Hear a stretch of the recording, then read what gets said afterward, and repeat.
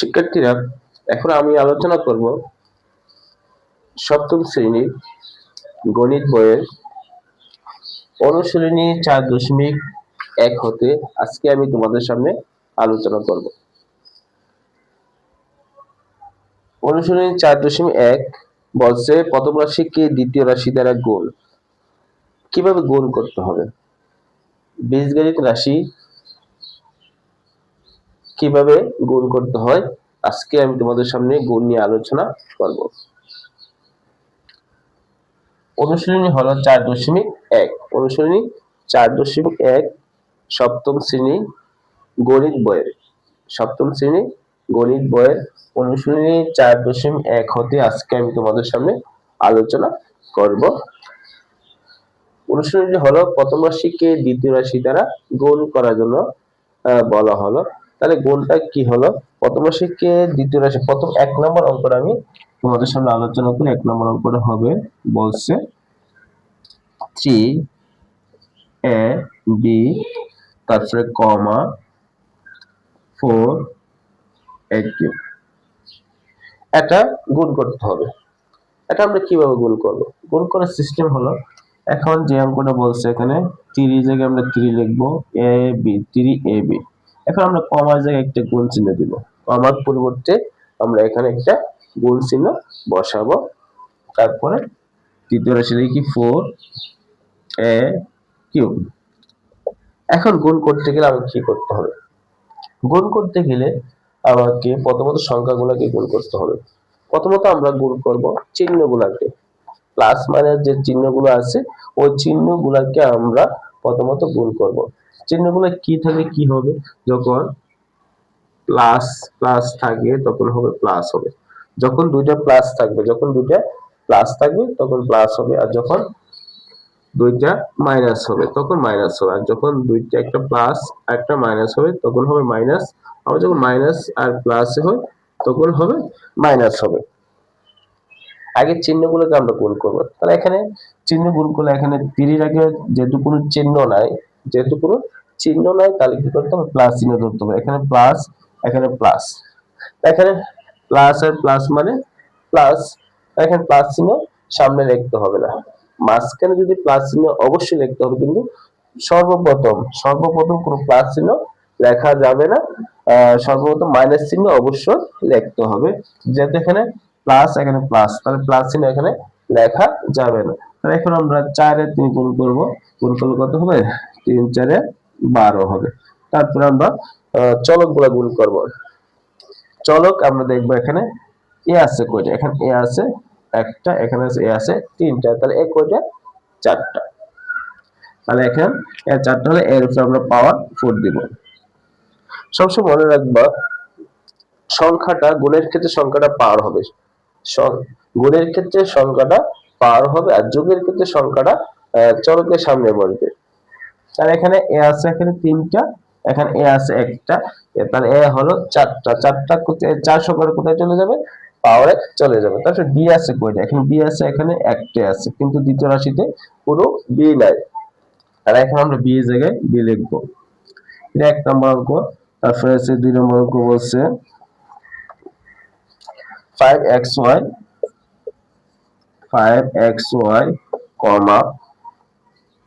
6az।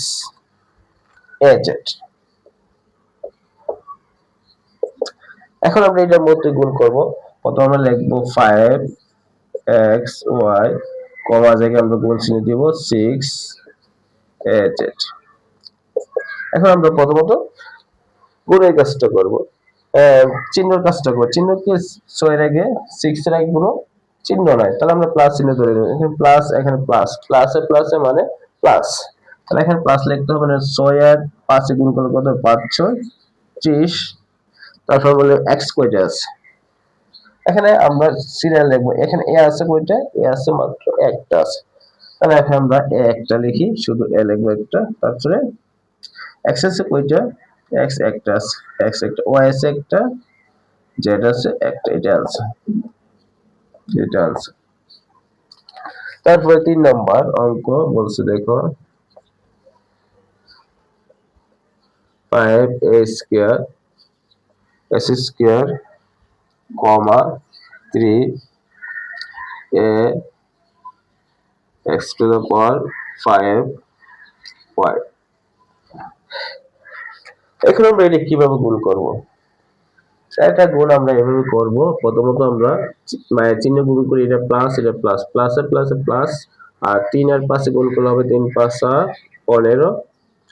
তারপর আমরা এ কয়টা আছে, এ এখানে আছে দুইটা, এখানে আছে এ আছে তিনটা, তাহলে এ হবে তিনটা, তাহলে তিনটা হলে আমরা এ লিখবো, এ লিখলে পাওয়ারটা হবে 3টা যাবে পাওয়ারে। তারপর এক্স কয়টা আছে, এখানে এক্স আছে এখানে দুইটা, এখানে পাঁচটা, এক্স আছে 7টা, তাহলে এক্স এর উপর পাওয়ার হবে 7, আর ওয়াই আছে মাত্র একটা, একটাতে একটা হবে, এটা উত্তর, এটাই উত্তর। তারপরে আমরা 4 নম্বর অঙ্কটা করব। দেখো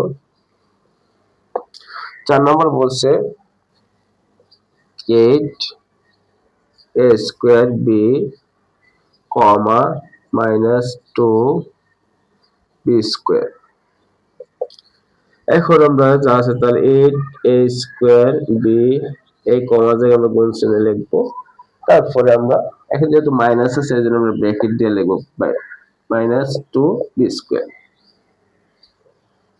স্কয়ারটা ভিতরে হবে, হ্যাঁ 2 b স্কয়ার। এখন আমরা গুণ করব, গুণ কিভাবে করব, এখন আমরা আগে চিহ্ন গুণ করব, চিহ্ন মানে এখানে প্লাস এর চিহ্ন, এখানে মাইনাস এর চিহ্ন, প্লাস এর মাইনাসে মাইনাস, আর এর দ্বিগুণ করলে হবে 8 দুগুণে 16, এ আছে কয়টা, এ আছে মাত্র দুইটা, এ স্কয়ার হবে, বি আছে এখানে দুইটা, এখানে আছে একটা, তিনটা, তো তিনটা হবে বি কিউব, এটা উত্তর।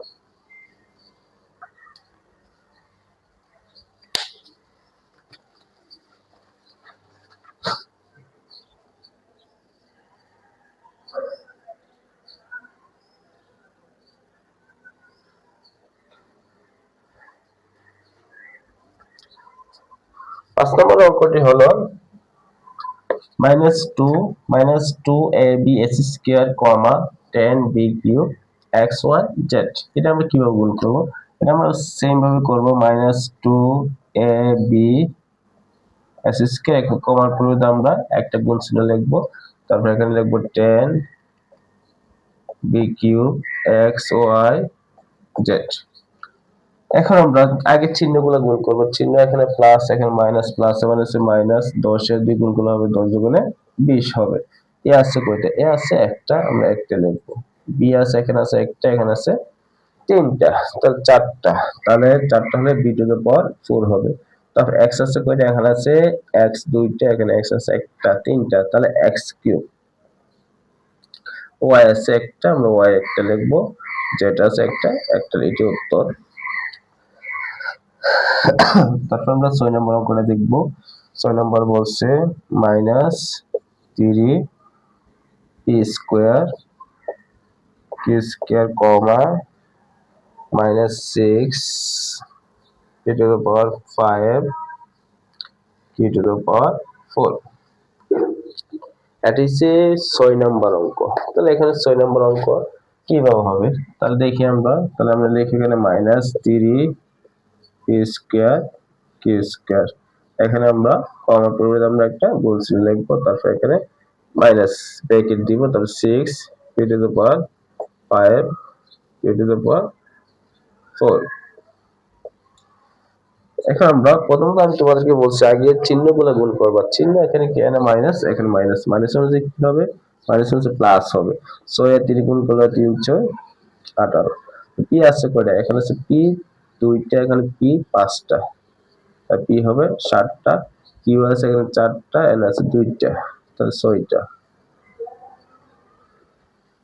6টা, এটাই উত্তর। তারপরে আমরা দেখতে পারি 7 নম্বর,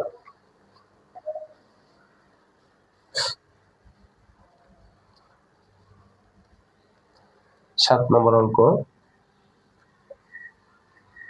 7 নম্বর বলছে -12 ab স্কয়ার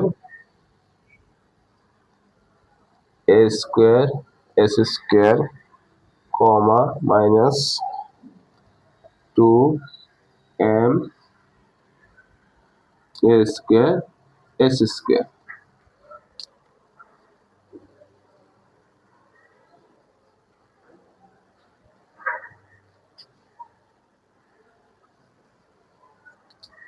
এখন আমরা এটা গোল করব।